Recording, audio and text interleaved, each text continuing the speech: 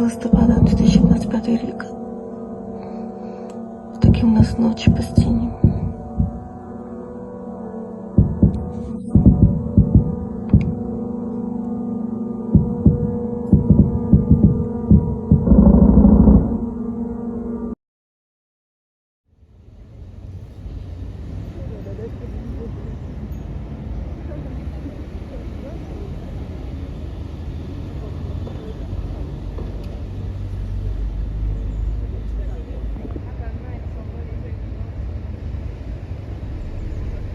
Là, on nous a demandé un bus pour qu'il soit transformé, enfin il est déjà transformé en grande partie, en bloc opératoire mobile.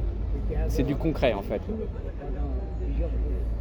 Le premier défi d'une association humanitaire, c'est de trouver des partenaires, des partenariats durables.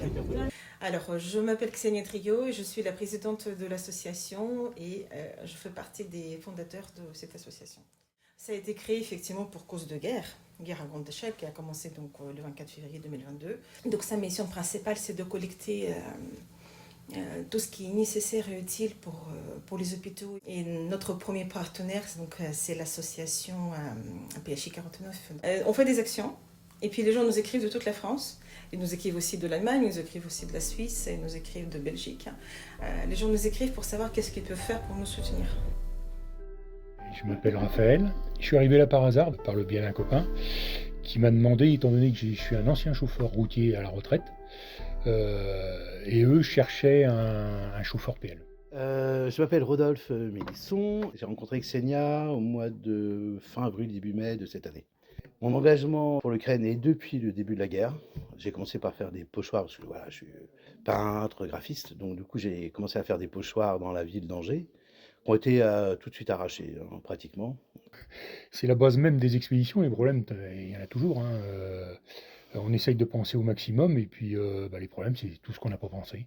On a eu quelques problèmes mécaniques, avec des problèmes de sécurité sur les portes. On avait un moment de temps des portes qui s'ouvraient bien, mais qui ne se refermaient plus.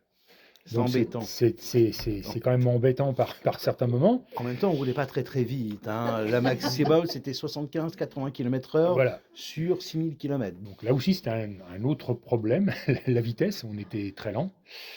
On a quand même réussi à avoir une prune. Oui. En Ukraine, on a réussi à avoir une prime pour le dépassement de vitesse. Oui. Alors, je crois que la prime, c'est 6 €. Oui, bravo, les gars. c'était C'était toi qui conduisais Non, c'est Francis à ce moment-là. Ah oui. Francis à ce moment-là. Et quand on a été dans le camion, on est monté, il n'y a personne qui a pris... on a eu l'intelligence de se mettre au service l'un de l'autre. Et on a toujours partagé sur les choix qu'on faisait, sur comment on le faisait. En fait, c'est une belle aventure humaine. Oui, voilà. Et ça, c'est riche. Et on se reverra et on se voit. Ça nous a liés. Il y a un lien qui s'opère en fait entre nous. Alors, il y a des gens qui donnent pas grand-chose, mais même quand tu donnes 5 €, c'est toujours 5 € qui est où on sait où ça va être mis.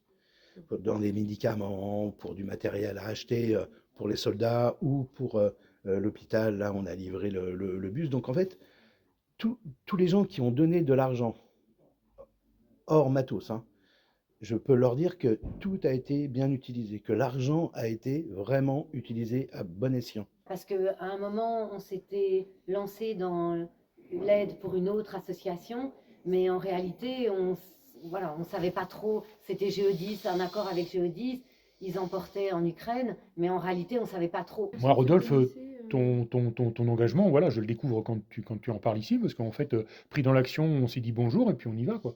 Moi, on était venu me chercher pour conduire un bus, et je pensais faire un one-shot, et puis c'est tout, quoi. Pas... Voilà, je fais ça, bon, j'ai vu, je suis allé, j'ai rendu service, et puis je reprends ma vie, quoi. Et en fait, je suis surpris, mais...